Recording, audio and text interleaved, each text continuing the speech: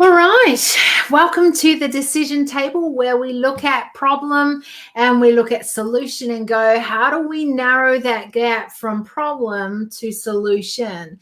And, what we just start discussing on here is conversation and bringing awareness around some of the things and then giving incremental sort of shifts to get us from problem to solution. So grab your cup of tea, your coffee, your water, whatever it is. Actually, I'm going to have a little sip of my water. So while I'm doing that, you grab your whatever it is. There we go, that you need. And make sure you've got it beside you.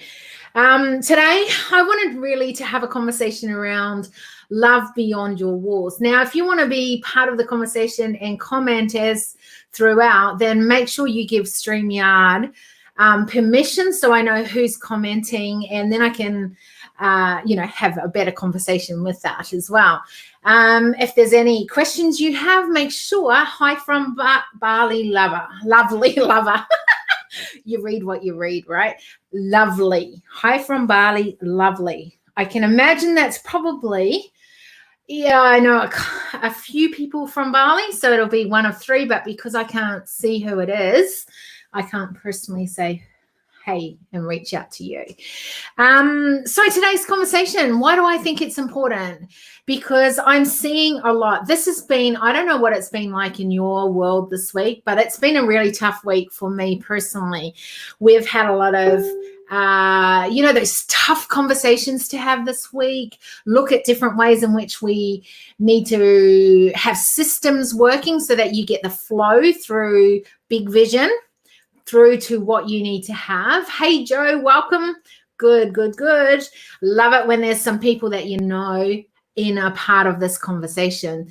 So it's been a tough week, and I realized that it wasn't just a tough week for me when I started reaching out. So one of the things I learned when you go through a tough time, when things become so big in your own world, do you know what the best thing to do is? To reach out to other people and look beyond your own walls.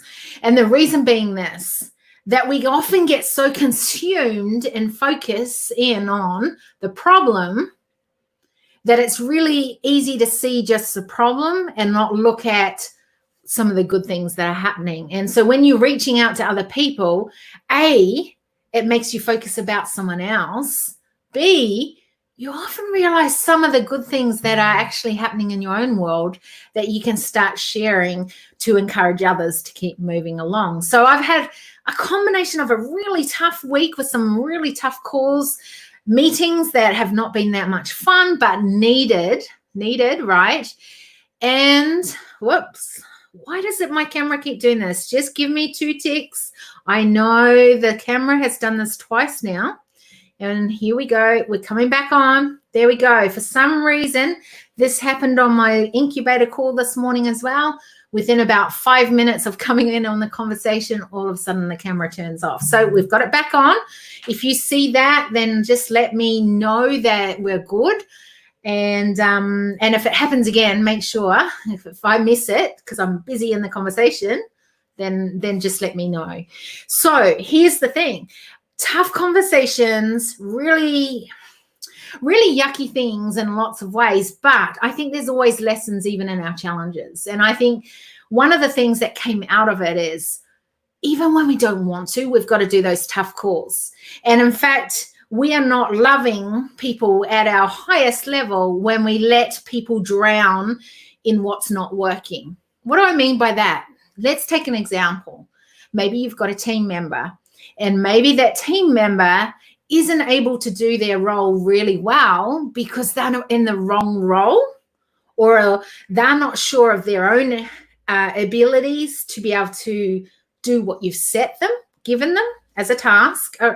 Or maybe it's actually going back and saying, we've evolved and we're evolving as a company. This is where we are going. I know you have been a part of this journey from here, and we want to be going from here to here. Are you in on this? Are you ready to evolve with us? And I think sometimes And this is one of my big ahas this week, a reminder of sometimes as we continue to evolve, because hopefully you're continuing to grow in your leadership and what you're doing, maybe in the area that you run. And some people will come on that journey with you and they'll continue to evolve as you evolve. Or some are meant to stay with you for a part-time and to stay with you for that time, that season that they're meant to be with you. And then it's time to have other people come with you on this other part of the journey. And I think that's really important, that you can make those decisions and keep moving as you evolve with those decisions. And they're not always easy, but that's showing love. And the other thing that I saw this week, and I saw it across, and I keep seeing it. I was on my incubator this morning with it. I heard a friend of mine having challenges with the spamming that's going on and then some hacking going on. And I think one of the things you've got to remember is we've got to support each other. We've got to encourage and we've got to share love. You know, I started day 2 of the Global Human Intelligence Forum with the video of what the Kings did in remembrance of, Martin Luther. And I love how they're building on a beloved community. And I think, you know, I've seen posts on people pulling down people who say, yeah, it's all about love. Well, here's the thing. I think it is about love. I think that love is so powerful. I think that we have, as a human being, an amazing thing that we can pull on, and that's love. Every single one of us has some sort of love, whether it's love for your food, whether it's love for those, whether it's love for money, whether it's love for your family, whether it's love for the community that you're building. There is love, and there's all types of love, and there's a spectrum of love. But we have some sort of love we can give out of. And I think sometimes when you're going through those challenges, when you're getting almost this noise of the unrest, the noise of the, and I know as a leader and in leadership, I'm seeing it a lot right now, that you can be consumed by that. What if we're hearing above all the noise of all that about love and the power of love? And with that, then where there's isolation on the increase, we actually bring love into the equation and we see love on the increase.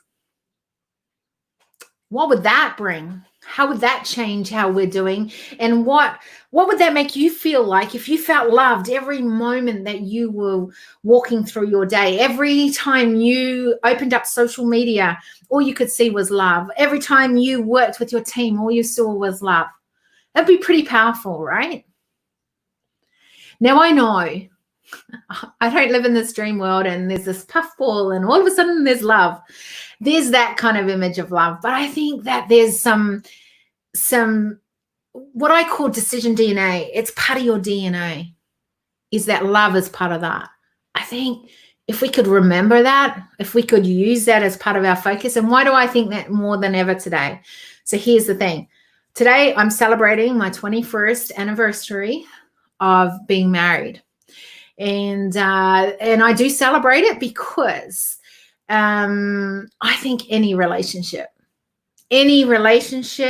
whether it be your partner in life, for you to have 21 years under your belt is pretty kudos in this world. And I think that the power of relationships is really important.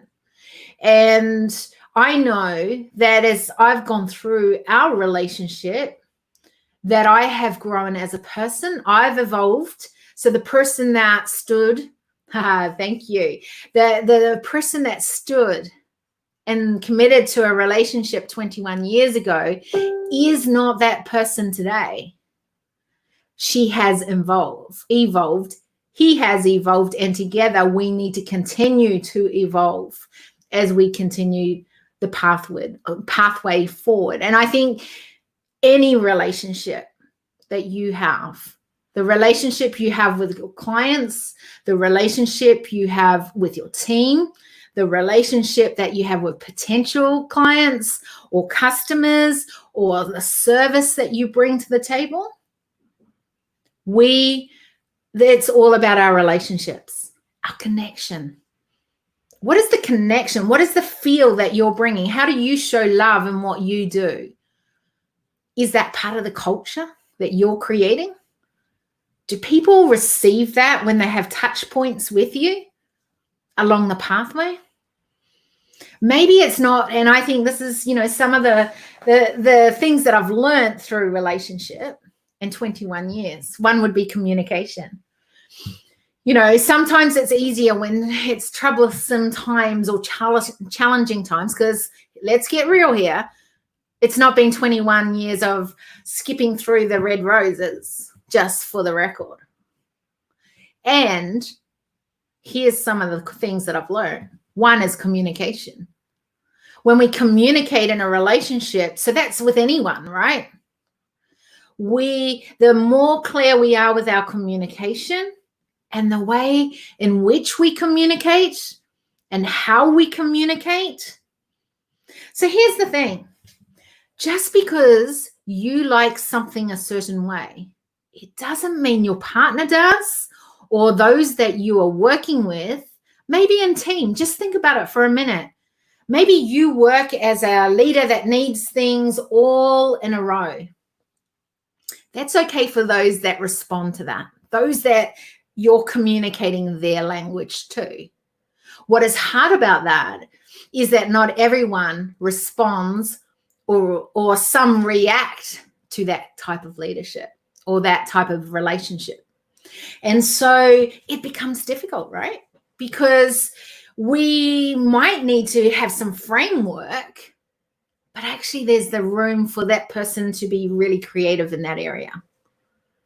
So there's different ways in which you communicate. So I think in a relationship, whether it be a personal or a professional, we need to ask questions. We need to really feel around and listen, see what is really needed for them to feel loved, for them to be seen, heard, and to have a voice at the decision table. And I think that's for everybody, right? So we've got that. It's so funny because my other half is actually messaging me exactly while we've got this going on. Anyway, so I was getting distracted. See, there we go. And okay, you can stop messaging, Taki. I'm on a call right now. So anyway, how funny is that? So communication, there we are. He's trying to communicate with me saying, hey, are you going to be free at this time? Well, I've got some plans. Are we going out? So communication, but being really clear that we all receive communication in a different way and we all communicate in different ways. I'm literally evolving in that. I realized for a long time I had lots to say, but I wasn't necessarily able to say it in a way that people could understand. So I've had to learn, how do I do that in better ways? What does that need to look like for the right people to be able to understand what I teach, what I train, what I can develop, stretch, learn, whatever it is, strategically advise around, you name it. There's all these little pockets to what I do. And if I don't know how to communicate that, it'll fall on deaf ears. And I think that's in a relationship, all of us, no matter whether it's personal or professional, we need to be able to communicate better.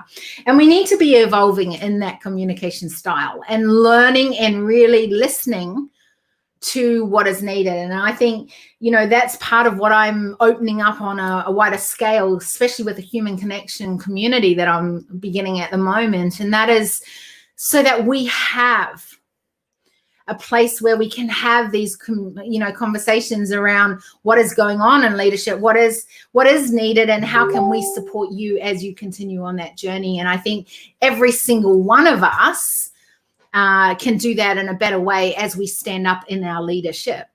And the only way, though, we know how to do that is by having a place where we can have those conversations and then really evolve those into taking action and seeing how we can be part of the change to solution, right? Problem, solution. How do we narrow that gap? So relationship communication, that's been a huge learner on my journey. I think the other one that has been one of my top learnings from being in a relationship for 21 years is having two separate pathways, yet one pathway together. And what I mean by that is we are still individuals, very, very strong. Anyone that knows Taki and I, you know, we're very, very strong, particularly those that know me outside of our world as a together partnership. And then in my world where I do this stuff as well. And then how do we join that together as a partnership? So I run the company in which he's the face of, but a lot of people wouldn't even know my role in that side of it. And I'm okay with that as long as I can do my role well inside that. And then my work on this side of it, where I love leadership and looking at the patterns and figuring out how can we narrow that gap. That is my big goal in life, right? And add value to humanity going forward. So, and then what is it that we've got together, which we've got family. So by the way, we have 6 kids. Anyone that knows me knows we've got 6 kids and 3 grandchildren. Whew, what a legacy. I always go, well, what have we got together? And what are the interests in which? So we were nomadic for 3 years. And that, of course, has been put on hold as we continue seeing how the world is unraveling. What is the next sort of phase? And we loved going on an adventure together. So we would work very, very hard. And then we would go and play really hard in new environments. And that was a lot of fun. And it grew us as a family couple. But it grew us as a family, and then it grew what would we really need our workspace to look like as well. And so I think that evolving as you find that individual part of who you are, but also the together pathway forward. So that's been a massive one. And probably the third one is this. And I don't say this lightly, and I think of this in the business term as well as in my relationship. And that is that you stick with it because you know the bigger vision of where you want to be, even when those tough times come. And that's why I bring it back to love. Because if you've got this, and in our case, our vision was the love that brought us together, the love that we want to continue to have, and the love that is for the bigger picture for us as a couple, as well as a family and as individuals, right? And that hasn't gone away, and it won't go away because we will make sure, because it's priority. And I think that that's the third thing, right? Is we've stuck with it because it's been a non-negotiable, even when the times have been tough. Even the times you want to walk away and you go, this is too hard. We are better off on our own. We can go do this. And then we go, no, we're not better off on our own. We're actually, let's stick it out. Let's go for it. And because we've stuck it out, the gold that has come from 21 years of a relationship. And I can only imagine. I remember I was with, I was a youth speaker, as I've said, so many times on here for many, many years. And I remember one of the times I went out and I spoke, and it was amazing because, you know, I was speaking, and there was this young girl who became part of our youth program. And then I got invited to her wedding one day. And I remember looking around the room going, wow, in this room are a whole lot of married couples. And I'd only just I was pretty early on in my marriage. And I was like, I'm going to ask everyone, literally, what is it that's kept you together? Do you know the one thing everyone said was the same thing? And that was, we stuck together until the gold happened. And that has never left me, because even through those tough times, when we've stuck together, there has been more gold that has come from it. And then we've stuck together and more gold. So I can only imagine what it can be like and the basis to a relationship that I have as I continue to stay in there. I think that's the same with your team. I think it's the same in your business. It's the same as out there when you've got potential clients, when you're building up your leadership teams, when you're building you as a leader, the one that runs whatever it is, your organization, your company, your business. This doesn't change. Those things, keep to your true bigger vision. Don't give up on that. And each step, or I say culture shift, is pushing you closer to that bigger vision. So, how do we do that? Remember, it's not an in focus, it's an out focus. Keep sharing the love, being the love, opening up your doors to more love, because love is powerful. And I think the world has diluted the word love. And I think if we can be sharing love rather than hate and unrest and all that sort of thing, I would rather be sharing love. And we can do that when we let people be seen, to be heard, and we're giving voice at the decision table. Someone's saying, I don't know who you are, but you're saying such a good message today. Thank you. Why has it been such a good message? Do what you love, share the love, receive the love. Power is in love. Absolutely. So I am going to sign off, and I'm looking forward to seeing what the comments are throughout the day as I check in to see those that have watched the replay, those that have been here. Thank you for your interaction. So I just want to leave you with big love from me, and know that you can share more love, and then love can be the noise that is heard if it's on everyone's mouth, on everyone's DNA, if it's what everyone is sharing. So how can you show more love today in every relationship that you come across, every relationship you have today? How can you do that? All right.